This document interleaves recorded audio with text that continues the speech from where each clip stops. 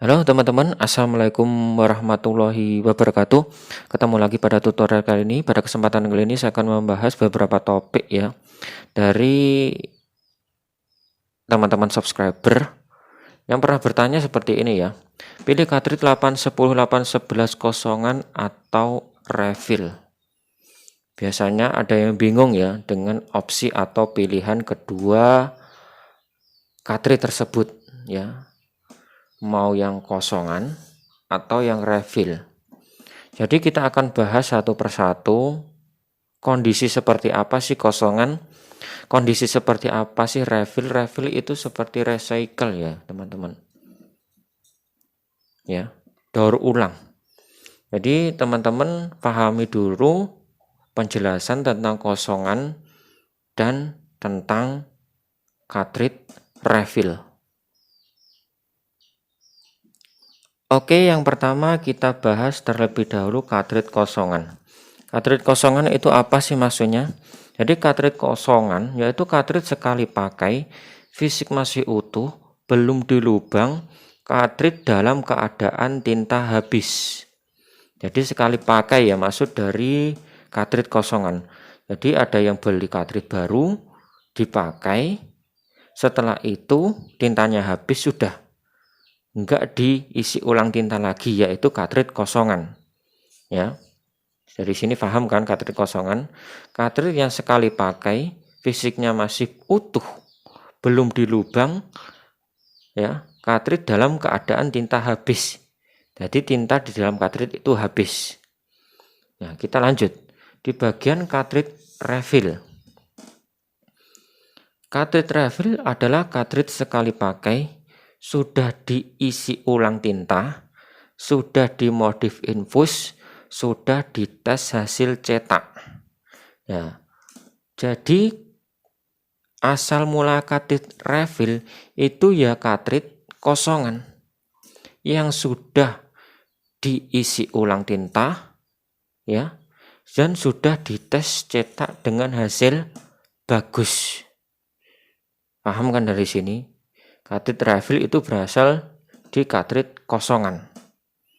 Nah, lanjut kita bahas di bagian harga.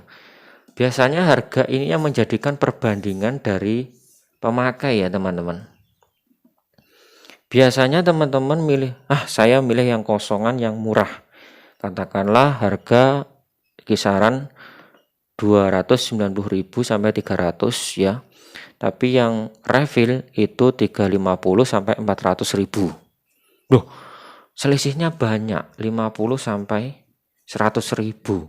Mending saya beli cartridge yang kosongan. Nah, itu jawaban seorang pemakai awam. Untuk lebih jelasnya, ini saya buatkan rangkuman perbandingan ya teman-teman. Harga lebih murah kosongan, selisih kurang lebih 50 sampai 100.000 ya. Di sini ada dua opsi atau dua karakter orang. Yang pertama yaitu pemula pasti memilih yang lebih murah tanpa berpikir resiko. Kenapa saya bilang ini resiko? Karena cartridge kosongan itu cartridge sekali pakai. Ya, kita nggak ngerti kondisi si cartridge. Makanya di sini saya beri garis bawah yaitu resiko. Membeli tanpa memikirkan resiko. Dan karakter orang kedua atau pemain lama yang pernah mengalami membeli si cartridge kosongan. Pemain lama pasti lebih memilih refill. Ya, karena pernah gagal di kondisi cartridge kosongan. Berarti di sini bisa disimpulkan pemain lama tidak akan mengambil yang namanya resiko. Resiko ini besar, ya. Resiko ini besar. Jadi nanti akan saya bahas juga. Jadi teman-teman dari sini paham kan? Dari apa itu cartridge kosongan, apa itu cartridge refill. Kalau pemain baru mesti memilih yang ini, pemain lama yang memilih yang ini. Ya, dari sini paham. Ada sedikit catatan bagi pemula. Pemikiran dasar yang harus dirubah, ya. Cartridge kosongan itu tak semudah yang dibayangkan saat mau memakainya, ya. Biasanya kalau pemula memikirkan, wah cartridge kosongan cuma tintanya habis, nanti kalau barang sudah saya beli, saya isi tinta, toh udah selesai. Ya bang enggak? Dasar dari pemikiran orang awam seperti itu. Padahal di dalam pembelian si cartridge kosongan terdapat resiko hasil bergaris. Enggak seenak kita ngisi tinta, kita coba hasilnya langsung bagus. Enggak. Karena itu barang apa? Second. Di sini harus menjadi catatan besar bagi pemula dan harus sadar. Terdapat resiko hasil buntu. Ya apa enggak? Sudah bergaris, ini malah buntu. Apa solusinya? Bingung teman-teman. Sebab apa? Karena kondisi barang bekas second itu semua tidak sama. Ya, di sini.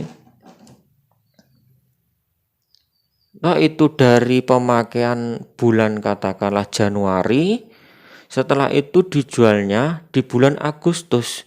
Dia sudah berhenti berapa bulan? 7-6 bulan.